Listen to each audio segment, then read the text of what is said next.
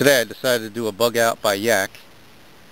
Got a little bug out bag I put together for the occasion, and really like this spot. You can see I'm in a little cove here at the back of a lake. What I really like about this spot is no one's coming in here. Nothing's going to come, no watercraft is coming through here except the yak. Even a canoe's going to have a tough time because this is shallow water. It's just stumps everywhere. There's hidden stumps everywhere. So let me go over my bug out yak setup for today. I did bring my trekking bag, although I did eliminate between 10 and 15 items out of this kit. I did add a tarp that I'm going to use today. And you can see this is mounted on the front of my yak. It's very stable. I have tie downs that I put on this yak. And it's very easy to just take a bungee and throw 2 bungees across this kit, and it doesn't move. A little extra weight on the front and top end of the yak, but it's very stable. I've had no problem with it. And I do have my kayak dashboard that I made out of a cutting board. It's got a fishing pole holder, my camera mount. Inside the yak, of course, I have a first aid kit. This is a marine first aid kit, waterproof. That's why get the marine if you're going in a yak.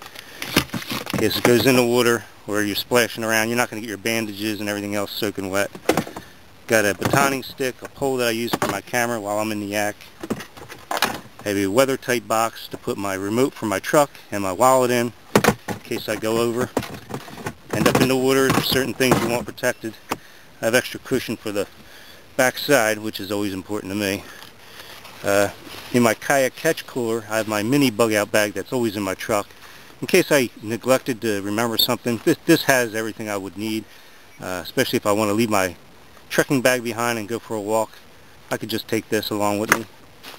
And I have my seal pup along with my container harnesses in here.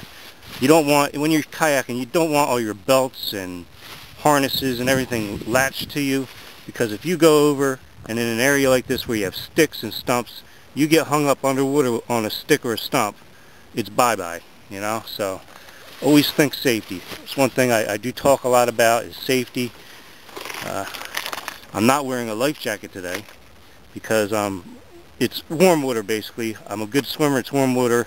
The only thing that could happen to me is if I go over and get knocked out somehow, which I'm being very careful. I'm not really worried about that.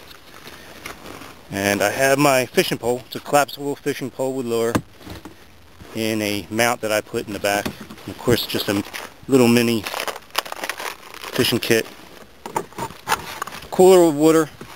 I brought my sandals. So it's a pretty good setup for what I have in mind.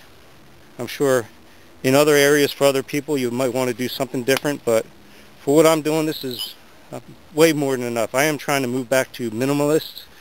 I've been using a lot of gear this past year or two and experimenting with different things, but I am moving back towards the minimalist mode. For one thing, today I didn't bring any food. All I brought was bannock mix. If I'm going to eat today at all, I got to make the bannock, or else I got to catch something with my fishing pole or forage. That's my plan for today. Well, this is my view of the shoreline for today. I think I'll do a little fishing over there later. I mean, I could probably just sit here for half the day and enjoy the scenery, watch the dragonflies and listen to the birds and just enjoy this, but I think I'm going to head in and set up a little camp. I'm getting hungry. Do a little bug out.